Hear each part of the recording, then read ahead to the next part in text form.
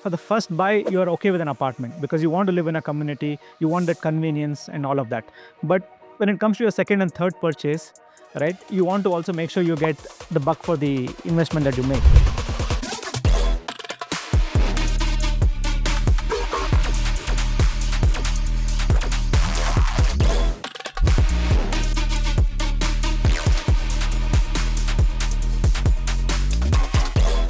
Why buying land today is a smarter decision than buying an apartment? Any investment essentially has two fundamental aspects to it. One is the cost of the underlying asset, which is the land, the cost of development.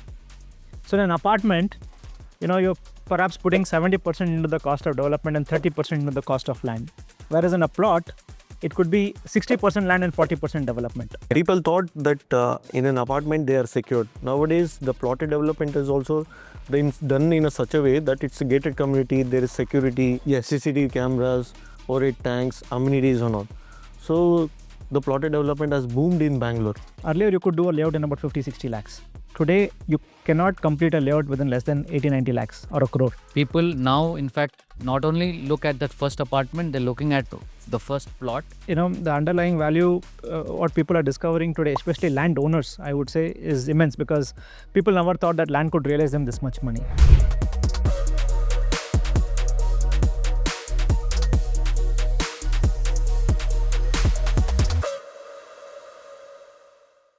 Hello everyone, good morning and welcome to another episode of the RoundTable Central powered by BrandStory. I'm Sayak and I'll be moderating this session of RoundTable Central. And today's topic of discussion is the return of plot culture. Is buying land back in vogue? So before we deep dive into this, just wanted to introduce our panel first. Towards our left, we have Mr. Aravind H. Hi, I am Aravind. I work for NSL. I take care of sales and marketing for NSL for Bangalore region. Thank you. Towards my right, we have Mr. Abhilash Baldota. Hi, I am Abhilash Baldota from Baldota Brothers. We're into design and build services along with the real estate where we're now looking at plotted development. Thank you. And again, we have Mr. Srinath Setty. I'm the CEO at Hosachiguru. We help urban folks own farmland. We just don't make it easy, but we also make it inspiring for them to own a farmland and cultivate on their own parcels. We are also into plotted development. Again, under the farm theme, plotted development is what we do. So I'm happy to be here and share our insights. Thank you. Thank you and welcome people. So getting into the first point. So for a while we have seen that plots were overshadowed by apartments and communities. But recently we see that there is a resurgent, something has triggered this interest in land. So just wanted to understand your expert opinions, like why is this happening? See, everybody's dream in Bangalore or else in India or else in the world, they have a dream to have a home, to own a home. Okay. So in Bangalore, what has happened is like people used to buy apartments before COVID. Okay. Right. They feel secured if they're in an apartment. Now it has changed. Like people think owning a land and constructing on themselves is their dream. So the house which they think and how they design can be done. Whereas in an apartment, it will be built by the developer and you have to own that one. Right. I also, my assessment is what's happening with plotted, the huge surge in sales is a reflection of India's growth story. It reflects on the next generation. You're talking of demographic dividend and higher earning capacity. So what I'm seeing practically in the market when I'm building customized villas and selling our plots and operating as a turnkey vertical, people now in fact not only look at that first apartment, they're looking at the first plot and now probably even more. So you buy a flat which secures your primary residence and then you look at a plot of land where you can build a dream home. And the next step, which is really, I feel very proud as an Indian, is people are now looking at a farm plot, which means look at the trajectory of India's economy and it's very palpable. This you can see it from my immediate parents to this generation and now seeing my daughter and the generation ahead. So it is definitely moving very, very encouraging in terms of velocity, in terms of aspiration also. No, that's like Mr. Baldota was mentioning, right? If you just go back in history, like coming to my own journey, I graduated in 2004, right? And that is about 2 years prior to that, my father bought an apartment in Bangalore. And for the first time, the apartment culture was starting to seep in Bangalore. Otherwise, people primarily held large plots. They had a front yard, backyard. They had a individual home for themselves. And that is why Bangalore was always called the garden city. But the apartment culture started to come in there. I still remember this question where, my dad asked the builder that, the floor is not mine, the ceiling is not mine, neither are the walls mine, but I'm being charged as much as what an individual plot is costing, right? I think we bought the apartment that we say in Mantri Gardens at about 1,800 rupees a square feet. Oh, In 2000. Back then, yes. In 2001, 2002. And even a plain parcel of land, right, a plot, because we were living very close by, was also at 1,800 rupees a square feet. So the question was, what do we buy? But apartment was a new trend, and because my dad was, he was from Raichur, he was not from here, and he said, I'll use this more like a guest house. So only when I come, I would like to come and stay here. So he went ahead and bought that apartment. Now, fast tracking the journey to today, an apartment in Mantri Garden says about 15,000 rupees a square feet. But a plot of land in the same vicinity is about 30,000 rupees a square feet. Right. So if you see, there is an opportunity lost. Right. But you can't measure everything as an opportunity loss. Maybe for the first buy, you're okay with an apartment because you want to live in a community, you want that convenience and all of that. But when it comes to your second and third purchase, right, you want to also make sure you get the buck for the investment that you make, right? You don't want to lose out on that opportunity. So any investment essentially has two fundamental aspects to it. One is the cost of the underlying asset, which is the land, the cost of development. So in an apartment, you're perhaps putting 70% into the cost of development and 30% into the cost of land. Whereas in a plot, it could be 60% land and 40% development. Great. Right? And the land tends to be an appreciating asset, whereas development tends to be a depreciating thing. Right. More often than not, right? Of course, something like a road, if you could do a certain area of road at say 1 crore today, 5 years down the line, you would require 2 crores to do the same amount of road, if it is well maintained. But if that is in a bad state, then that is another story. So in a plot, what happens is, one, you're investing more into the land. Second, whatever development that you're investing also is not truly depreciating like the way it is depreciating in an apartment.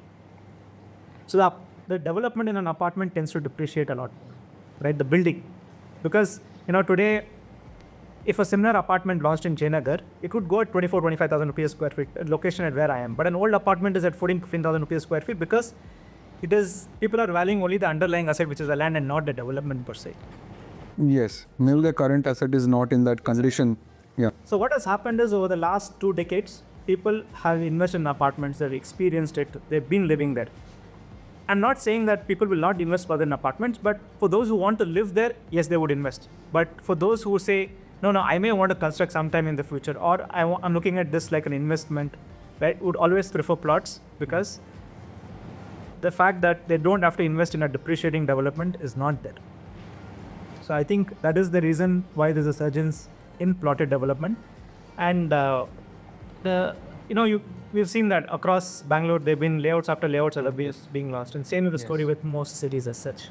If you also invest in an apartment, in a plot, okay, reselling will be easy. Yes. In later period of time. Plus, I think that continuous appreciation also comes into the picture. Yes.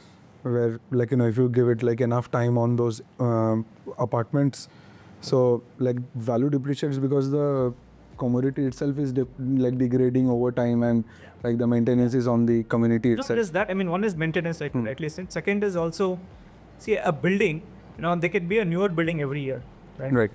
Yeah. The amenities could get better. And there is always larger supply, especially in Bangalore, more than the demand. So you can just walk out and see new things coming up. And people thought that in an apartment they are secured. Nowadays, the plotted development is also done in such a way that it's a gated community, there is security, CCTV cameras, or tanks, amenities and all. So the plotted development has boomed in Bangalore. After this is post-COVID. As an investment avenue, I would really say yes.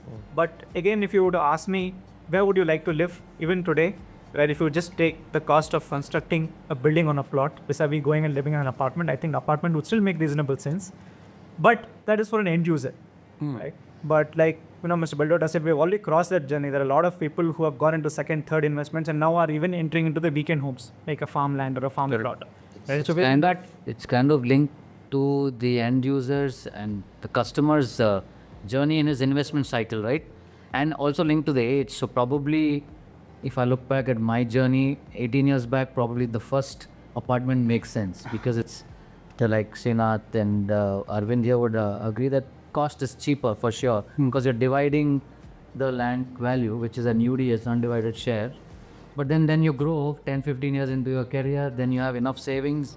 Probably your children also, a lot of the commitments are moved on. Then comes the first plot of land. And I think we are blessed as Bangaloreans and Kannadigas that we have a lot of land around Bangalore. all these sites. So if you are in ever, We are not like restricted by area. yeah, like Bombay, We can go west, we can go north, south, east, all across there is possibility.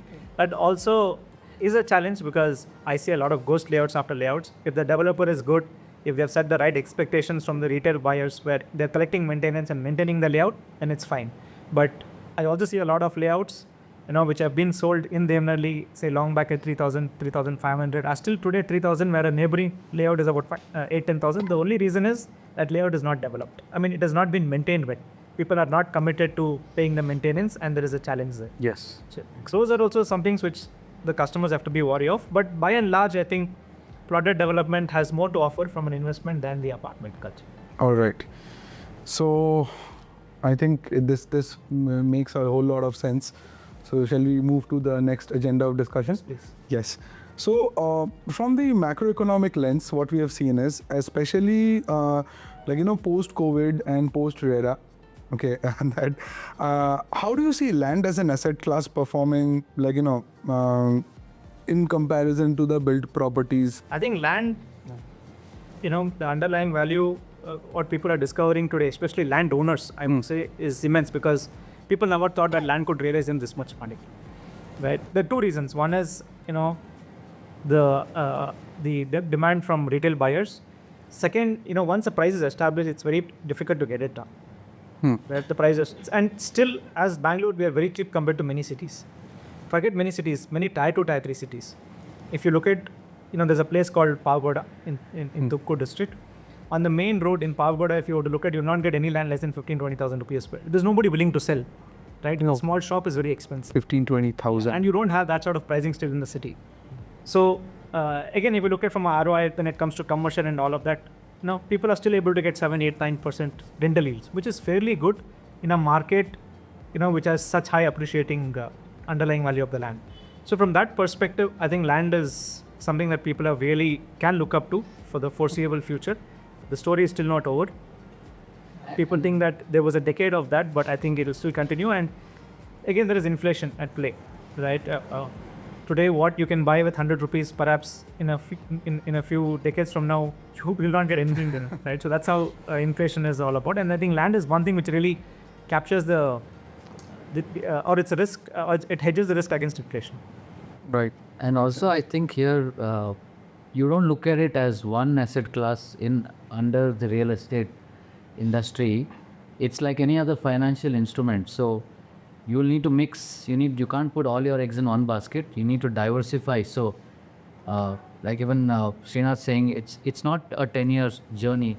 Be it even for apartments. So we're all in the industry here. So if your land costs are high, then you tend to use FAR, and that's why you build vertically. That'll be either Willemens, and if it's an apartment, you can go duplex if it's a luxury segment, or you do standard simplex, which is apartments.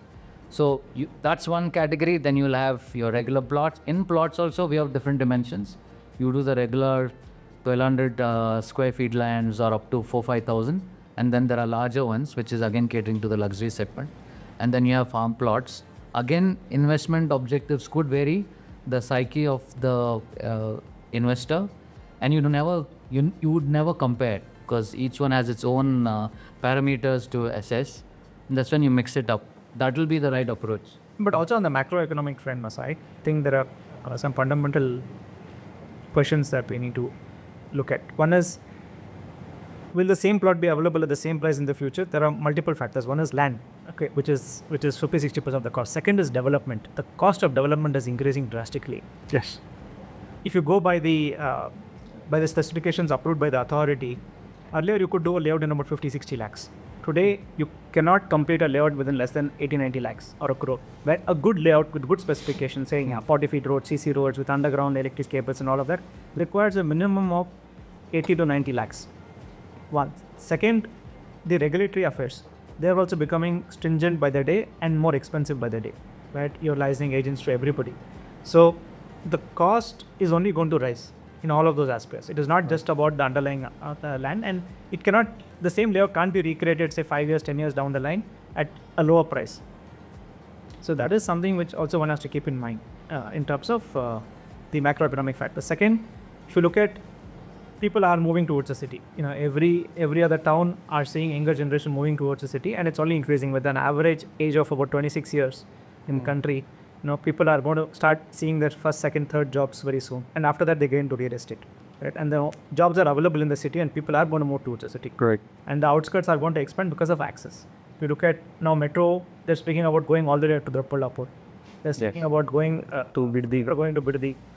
So Nilmangala, once those access comes into play, already there are a lot of people whom I know personally who have a farm in Ramnagar and travel to the city just to work and go back. It's as good as traveling from Whitefield, from Jayanagar to Whitefield. At least that FRDS. Because once your connectivity is in place, there's absolutely nothing to worry, right? And then again, all the developments which are happening in terms of industry developments, the Twin City, it's in the outskirts, Dodpalakot, or for that matter now, I think around Hoskote, they have acquired huge tracts of land. The government has acquired about 4,500 to 5,000 acres of land for another tech park that is coming by. So like that, there are acquisitions happening in the outskirts. They are going to get expensive, and people are going to move to the outskirts, and people would prefer to have something closer to their place, right? So it's a factor of jobs being created at the same time, people moving into the city and the cost going. So all of these factors will lead to growth on the macroeconomic side is what I would truly when it comes to property. Here I just actually had a query to Srinath with all your different projects that you have, probably even to Aravind here. You have tier 1, tier 2 city, you have your farm plots across. Yeah, around Paris. Around Bangalore. So are you seeing there, it's two things I want to ask you. Are you seeing a different sales velocity compared to the metros to tier 2 or tier 3 cities? And now there's also a trend of gig jobs, right? A lot of people are juggling, and now new terminology is hustling or gig. So while they do that, so does it mean flexi workers? So they have a steady job, they're doing a couple of other commitments. Is that you're seeing some emerging new trends there? If you can share your understanding. Unfortunately, I don't have that age group of customers. Typically my customer base is between 40 to 50 years who have already done their first home, second home, and they're looking at this as an opportunity. Of course, I do have a small set of crowd which also looks at this being their first purchase because of the entry barrier that the city properties have. So what typically happens is, if you were to look at a 30-40 site in the outskirts of the city, it's already at about 1 crore. When I speak outskirts, closer to Dainali, closer to, before Hoskote, it's already 1 crore. And there's no real aspiration for people to buy that smaller size at that price. Those are also kind of the prime locations. I don't know how you can call it a prime location. Okay. Something between, say, airport to the Nandi Upacha. Plus around the airport, it's already 10,000. If you go to township, you go to Prestige, Godrej or an embassy, they're already at 10,000. But what is the aspiration to buy a 30-40 plot when you're already living in the city in a 30-40 and then do that, right? So I have some set of customers who say, hey, I don't see a meaning in buying this. I would rather go to Chikballapur, go beyond Hoskote, or go to Ramnagar and buy a 10,000 square feet wiki. Right, at the same cost. So I have those set of customers who are coming in. That is recently when I get closer to the city. But for my projects which are a little farther away, most of my clientele are in the 40 to 50 age group who always had the dream of owning a farm, living in the farm site or living in the countryside. Those are my typical set of customers. And again, even in the farmland space, there are varied set of offerings. Somebody offers ROI, somebody offers real farming lessons per se. Nature Per se. So we are into helping people living a lot more holistic life, making farming easy for them. That's our approach rather than getting into the ROI game. So, I don't have too many gig workers who are there, or I would say the young generation who are there. But I think now, I'm not sure whether the young generation really wants to invest into land per se. Maybe it's too early for them, because typically that cycle is after they have gone through the cycle with crypto, with First say. with the stock market and all of that. Okay. Right now the stock market has been very nice, right? So everybody is a hero. So once there is an up and down, then they figure out, okay, maybe I could have looked at other opportunities. And that's where they come in little later in their life, is what I believe. What about the sales? I mean, sorry, I'll just... The sales. I thought you brought up that question. How does it vary between metros, tier 2, tier 3? I think for us, the location plays a very key role. Anything that is scenic, anything that has good water, good mountains around is always sold by. Rather than saying which location, but within that location, if the project has a good landscape, I think that's what really sells. But the beauty is that we try and build a landscape within the project rather than outside. But the sales happen always before we build it, right? In Bangalore, we have a buyer for any project. But the organized players are making a difference. I think that has been a change, because yes, you mentioned security, the maintenance, but if you don't have that discipline towards developing, giving the customer his product well, and then exiting. Absolutely. I think you really hit the right point. A lot of developers sell stuff 5-6 years down the line, the layout becomes useless, because they have promised something to the retail buyer, and the retail buyer is not willing to honor the commitments in terms of AMC. The builder is not willing to maintain it, and then it becomes a big challenge, right? That has happened with farm plots, it has happened with farmlands, it has happened with layouts as well. Yes. Very important that the retail buyer looks at the ability of the developer to maintain or to sustain or ensure that the upkeep of the properties. Nowadays, the network is also a major role. Like I had seen farm plots near to Malvalli. It says like you have internet connection over here. Okay, so you can work from here. So that also gives a boost to the buyers that we have connection over here. I can work from here instead of me being in Bangalore city where it has been polluted. Okay, I can take fresh air and I can work from here. I can go to the office once in a week. That is also a strategic thing, like a mentality where a buyer can go and buy a weekend home or a farm plot like that. So what you're saying is this trend kind of got into the picture immediately after COVID because of the house arrest scenario that is. Yeah. Now it is not about those things, like it's a work from home concept. Now the culture has shifted, you would. Because everybody wants to be healthy. Now people are becoming wealthy. That is for sure in Bangalore because of this IT sector. Okay. Now second thing is they want to become healthy. That is the reason they are shifting to outskirts. Okay. Like what he's saying, then it matches, like he's mentioned connectivity at a remote location, and you mentioned scenic. So if you have scenic and connectivity. I mean, I would also love that. I can actually visualize that place with like mountain and water and internet coming all together. I mean, we would want to be disconnected. Yeah. That's what we tell our co-farmers, call our customers as co-farmers. To the extent that some of our co-farmers don't even like lights. And when we put street lights, they say, please don't put them. Give us an opportunity to off the light, because we just can't see darkness in the city. Makes sense. Now, darkness is a luxury today, right, for many. And it's important to be in a dark space. If you go to the city, there are always lights all around. Yeah, in fact, light pollution. Light pollution, loud pollution. So, again, it all depends upon the mindset of the buyer. And like you said, there are varied projects. There's a project which gives you good internet connectivity and all genre of people. There is a project which cuts you off from all of those, gets you into an incognito mode. So it depends upon what you want to buy. So getting back to what Aravind said earlier, so we have a buyer for every farm and yeah. For every plot. For every farm in Bangalore, yeah. For every plot. For every plot, right. And it definitely seems like IT dominates, right, from your customers, all our customers. So getting back to the question, okay, like what are the key investment fundamentals that is driving this shift towards land? Is it like appreciating potential, liquidity, or the freedom of development? So what of these factors you think? I think if I were to take the order, the first one is appreciation potential. Okay. Second is freedom to develop what you want to develop. Third is, I think, in terms of liquidity. That is something that people don't really foresee at this point of purchase. But I think appreciation potential is what I would rate the highest. Again, based on the criteria, the objectives of the client who wants to scout around, I'll identify the location, check the builder's credentials, and follow those key criteria. And I think it always works if it is over 10 years plus is always good. Yeah, Absolutely. be build spaces or Any real estate, I would always tell a buyer, you're not going to make money in the next 3-4 years. Right. Because whatever convenience the developer is bringing to you, he is the one who's going to make the money. Okay, even if he's sold you at 5,000 and is going to sell the next plot at 6,000, don't think your plot is at 6,000 because you can't sell like the developer. Right. Right, you will make your money only after 5 years or 10 years. Once the developer exits only, we can make can the money. sell. Yes. Okay. So, good.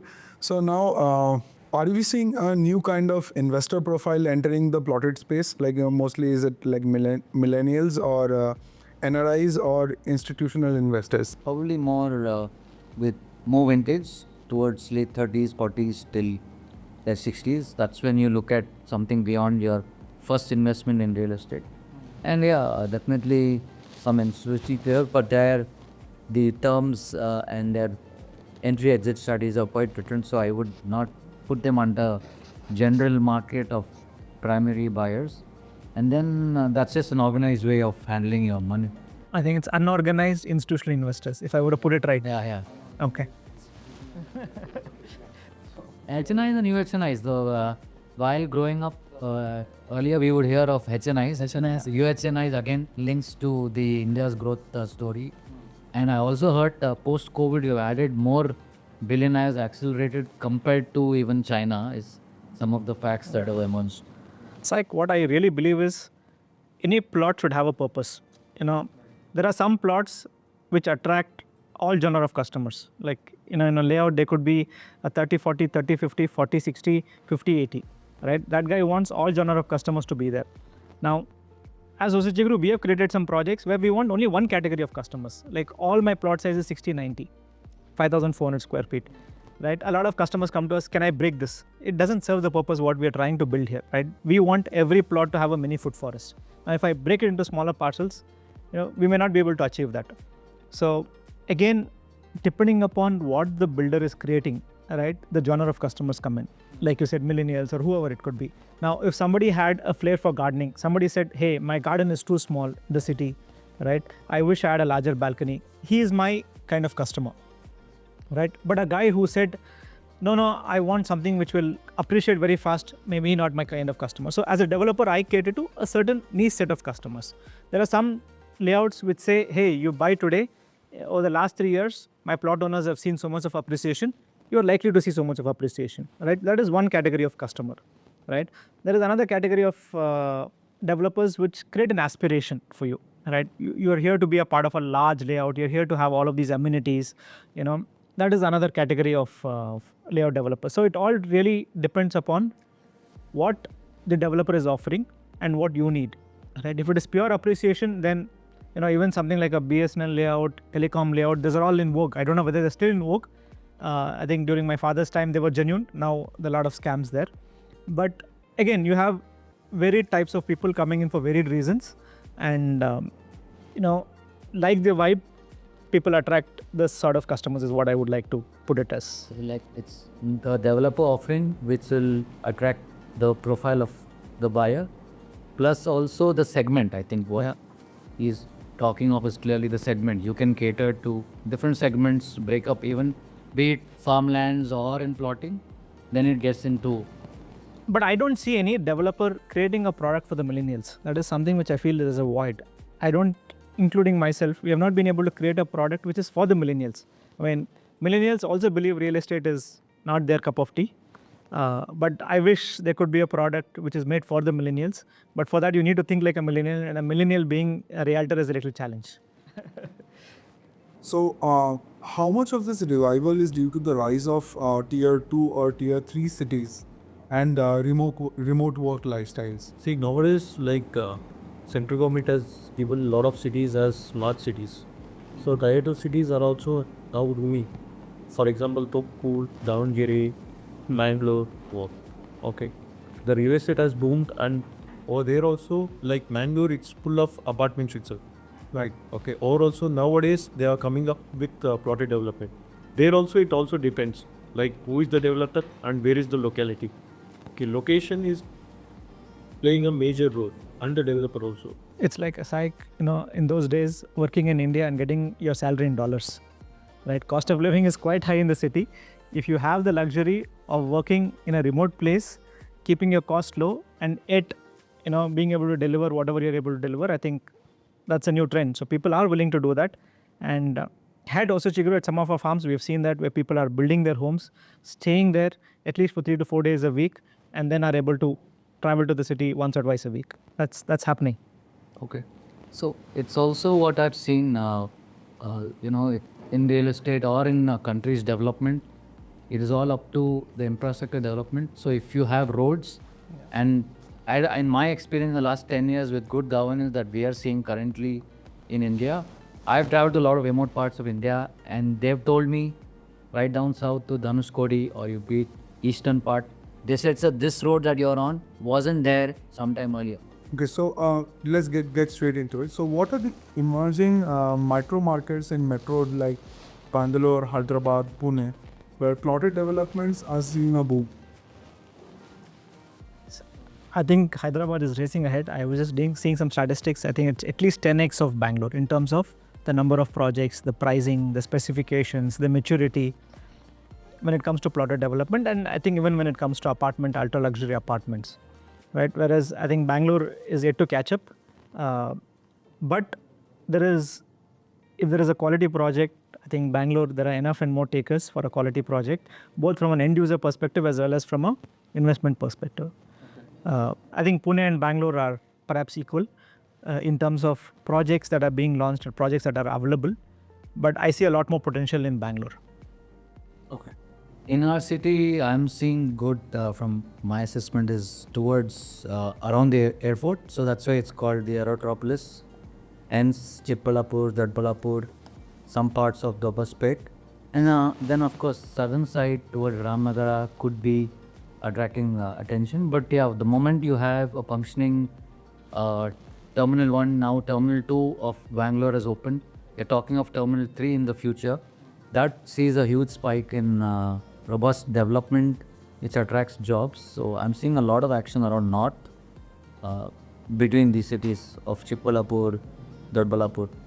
Before COVID, if you see, like the Bangalore's population was around 88 lakhs.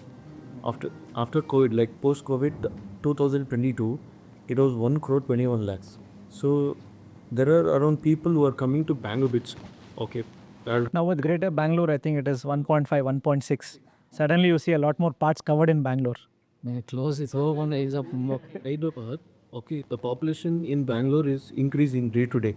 Okay, there's a rapid growth in population. Means people are migrating to Bangalore because there are a lot of job opportunities in Bangalore all throughout.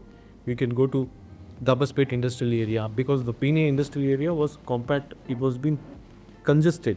So they shifted to Dabaspet. So we can see the growth in Dabaspet also. This is outside Bangalore. This is outskirts of Bangalore. If you go to Birdi industrial area, that is also being developed. Then Arwal industrial area. So Across you have the industrial. Bangalore, it is getting developed. The Hatibale, then you have the Narsapura, and then you have, the entire circle has these industries all around, which are good pockets of development. And then of course, then the blue collar becomes white collar there, and then that's how the transitioning is happening. It also depends, like see, some of the IT people, like is they working in Retro City, it will be very approved plots where the price per square feet will be around 10,000 to 11,000 rupees. Whereas in Nasapur industrial area, there are certain set of people like where the managed salary will be compared with the development. So there if you can get a plot around 2,800, 3,500 rupees per acre. Yeah, it's linked to the jobs there and the kind of pay scale. And we've been seeing a lot of SEZs and part like around textiles, warehouses. Now North talks about semiconductor. Yeah. Foxconn has made a big These are also like, see, you can sell the weekend plot in Gauri Binnur at a higher price compared to Ramnagara. Because Gauri Birnur, people think like it's very close to the airport and it's being developed like till Doddaballapur it's developed. Okay, it's around 20 minutes from the Doddaballapur. Yeah, and the recent article clearly shows, no, your iPhone assemblers, the Foxconn and the other startups also into towards all north and I east. think it's in Doddaballapur, no? Yeah, north. Doddaballapur, north and east, yeah. So now, say if you have to give like one reason why buying land today is a smarter decision than buying an apartment, what would it be? Appreciation. This is one reason. Okay, and I'll be safeguarded. If I buy a proper BD approved plot or a BMRDA or a BIAPA or a BMI CPA plot, I'll be safeguarded. Because Safeguarded against because market or like authority would have given the proper permission to do the plotted development. So you would have got proper check from the legal also. So I'll be safeguarded. If it's a proper gated community, I get a very good appreciation. I would say do your homework, due diligence. Real estate is a must-have in your portfolio, and of course, vary it up. That's important. I think it's a great hedge against inflation. It should be a part of your portfolio. And at the same time, investment cannot be the only decision that will drive you. Sometimes you can, it can be overwhelming and you have to pay your yearly taxes, your maintenance and all of that. So have an end purpose in mind. Try and align it with your vision of wanting to experience the property, because just pure investment sometimes can become very challenging. I think you said it right. Leave it for seasons. Don't put a number on it. That was really making sense. So think long term always. Yeah. So now what would you say, is land a legacy investment or next generation wealth strategy? So how would you put it? If you're fortunate, you have legacy investment. Otherwise, you make your own buck, you stand on your 2 feet, and then you do it yourself. For next generation benefits, fine. But I think we can make this assets for ourselves, enjoy it, and then if there's something left for the next generation. But I don't believe in pampering the next generation. Oh my. Good. No, I mean, like we've always said this, right? My grandfather had a large chunk of land. He used to grow our own stuff. Now that's all the village story that we are all used to, right?